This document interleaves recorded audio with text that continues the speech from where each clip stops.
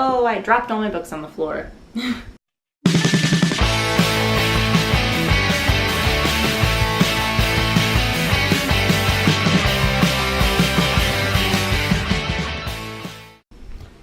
everybody, my name is Sam. Welcome back to my channel. Today I'm going to be doing a check-in kind of for my 2018 Book Riot Read Harder challenge because I'm doing the Book Riot Read Harder challenge. It's probably good to check in at some point with where I'm at. I've seen a couple other people do this and it seems like something I should do. I don't know.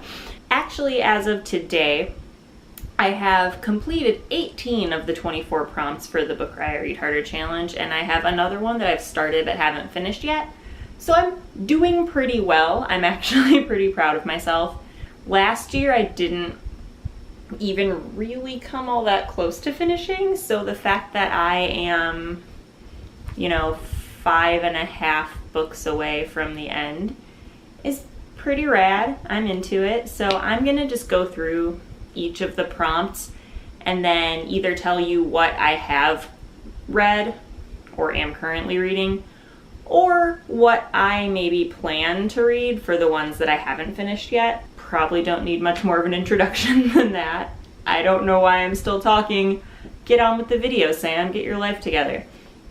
Alright, so the first challenge is a book that's published posthumously. I haven't read it yet, but I decided to go with Web by John Wyndham because, as you are probably aware if you've watched any of my videos at this point, John Wyndham is my favorite author. He wrote science fiction in the 50s and 60s, and every single one of his books that I've read has just captured my heart, and I love it. And this is about a guy who wants to found a utopian community, and he goes to this island to do that, and it is inhabited by a species that wants to kill intruders, and it looks like it's spiders, so that's probably going to be really gross. Prompt number 2 is a book of true crime, and I completed this one. I finished listening to the audiobook for Helter Skelter, The True Story of the Manson Murders by Vincent Bugliosi and Kurt Gentry, I believe. This was really it was interesting to read about how things got to the point that they did with the Manson family, and then what steps were taken and how the entire trial process worked, because Vincent Bugliosi was the prosecutor during the trials for the Manson murders, and so hearing everything from his perspective was really cool. Next prompt is a classic of genre fiction, so mystery, sci-fi, fantasy, romance, whatever. And I read Journey to the Center of the Earth by Jules Verne. I just talked about that in my wrap-up video for July, so I'm not going to talk about it too much, but I enjoyed it. Next prompt, a comic written and illustrated by the same person, and for this I am counting Lady Killer by Joelle Jones. I really liked this. I have a review of it because I read it for the Half Halloween-a-thon. I wore a costume. It's really cool. You should check it out. I can link it down below. Next one on here is a book set in or about one of the 5 BRICS countries, which is Brazil, Russia, India, China, or South Africa, and for that I read Born a Crime by Trevor Noah, which was really interesting. It was stories from his life growing up in South Africa, and that was kind of cool. I learned things about apartheid that I didn't know, and what it was like to grow up in an oppressive environment and to have your very existence be kind of illegal, which was the case for Trevor Noah, and it's just not something that I, as a privileged person living in the United States, looking how I do, it's just not stuff that I really think about, The next one is a book about nature, and I read, you guys are gonna laugh at me because this is really dorky, but I read Pat the Great Cat, A Jaguar's Journey, which I bought at our local zoo 2 years ago and hadn't read until, honestly, today.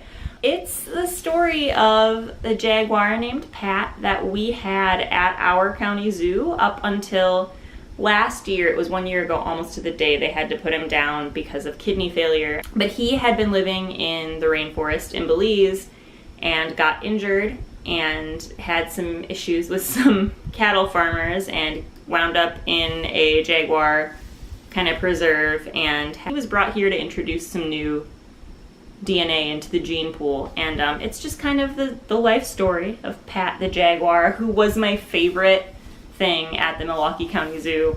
And it was actually put together by a literacy organization, like a literacy charity, and a lot of the contributors were children in Milwaukee as well as in Belize, and it's written in both English and Spanish, which is pretty cool. The next prompt is a Western. So for this, I haven't read anything yet, and I was undecided on what I wanted to do, but now I think I might count East of West Volume 1. This is a comic series, and it is a sci-fi dystopian Western. Next one is a comic written or illustrated by a person of color, and for this I am counting Descender Volume 2 by Jeff Lemire, illustrated by Dustin Nguyen, who is Vietnamese American, and I loved that. If you haven't read Descender yet, read Descender, it's so good. Alright, the next prompt, a book of colonial or post-colonial literature, and I read Heart of Darkness by Joseph Conrad.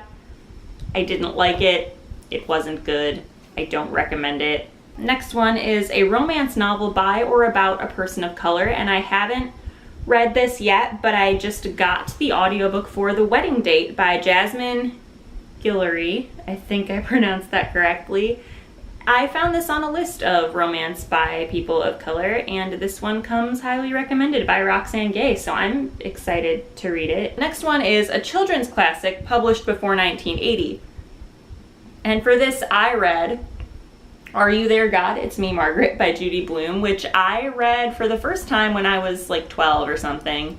And it just revisiting it now was just kind of fun. Kind of just, brought me back to the joyous times of puberty, which we all, I'm sure, miss terribly. Next, a celebrity memoir. I've read several celebrity memoirs this year, but the one that I'm counting for this is Facing the Music and Living to Talk About It by Nick Carter of the Backstreet Boys. It was okay. I wasn't crazy about it.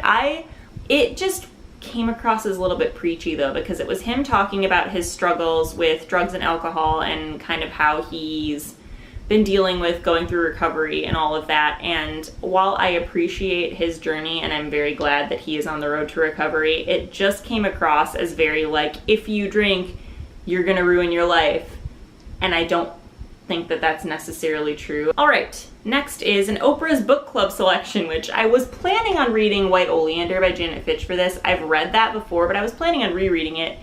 But then I realized that As I Lay Dying by William Faulkner is an Oprah's Book Club selection, and you are allowed to double up on prompts for this, and I'm doing that because I am not going to put myself through rereading that for nothing. Next is a book of social science, and for that I read You Can't Touch My Hair and Other Things I Still Have to Explain by Phoebe Robinson, which is a collection of essays, her stories of just being a Black woman in America in our current times, and it was funny but also enlightening, and I really appreciated it. Next is a one-sitting book.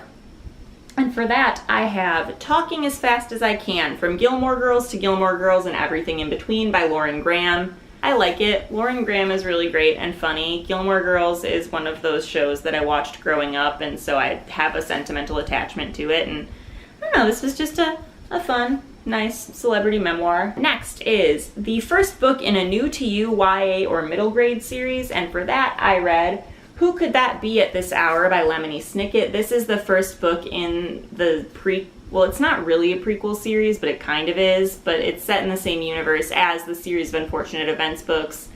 This, I think, was written for a slightly younger audience than the series of Unfortunate Events books were. I am still going to finish the series, though, because I love that world and I want everything that's part of it to be part of my life. Next, I have a sci-fi novel with a female protagonist by a female author.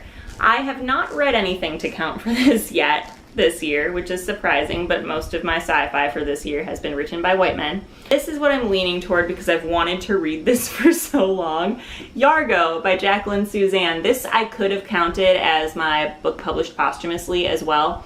Jacqueline Suzanne wrote Valley of the Dolls as well as The Love Machine and Once Is Not Enough, and those are books that I really like, and they're like pop culture, kind of like contemporary for their time stories from like the 60s. This is actually her first novel, and it's a science fiction, and she couldn't sell it when she was alive. And I want to read it because I love her other books, and I want to see what she really wanted to be writing about. This is about like a woman who gets kidnapped by a man that she ends up kind of Stockholm Syndrome falling for, and he's from space. Sorry, I had to switch up my camera because my battery died, which is cool. So we're using my backup, not as good camera, so sorry if the angle's weird or the color changes or anything like that. We're going to just move past it. Okay, next we have a comic that isn't published by Marvel, DC, or Image, and for that I read The Complete Dracula, which is published by Dynamite Comics. I liked it okay, but I think that I only was really able to appreciate it because I already love Dracula, like the story of Dracula. It would have been a little bit hard to follow if I wasn't familiar with what was going to happen already. Next, I have a book of genre fiction in translation, and for that, I've read We by Evgeny Zamyatin, which I just finished last month. I really liked this. Like I said, it's a classic dystopian. It was originally published in Russian. Well, actually, it was originally written in Russian. It was originally published in English. Fun fact. Next is a book with a cover you hate, and for that, I read Flowers in the Attic by V.C. Andrews. I enjoyed this book, but this cover looks like a child cut out pieces of paper and pasted them on the book cover, and there's something about it that just irks me. Next is a mystery by a person of color or LGBTQ plus author, and I haven't read this yet, but I have obtained The Little Death by Michael Nava, who is both LGBTQ and a person of color, so I think that's pretty cool.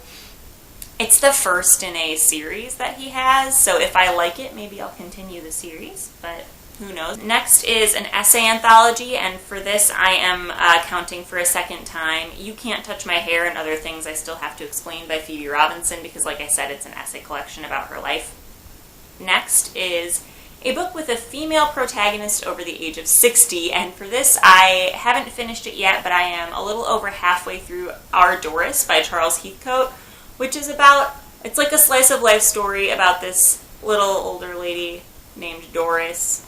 It's told from the perspective of her husband Harold, and she is just a piece of work. The last prompt is an assigned book you hated or never finished, which I read As I Lay Dying by William Faulkner, because I hated it in high school and I only liked it slightly more now. That's it for me, just a not as quick as I wanted it to be check-in on my Read Harder challenge.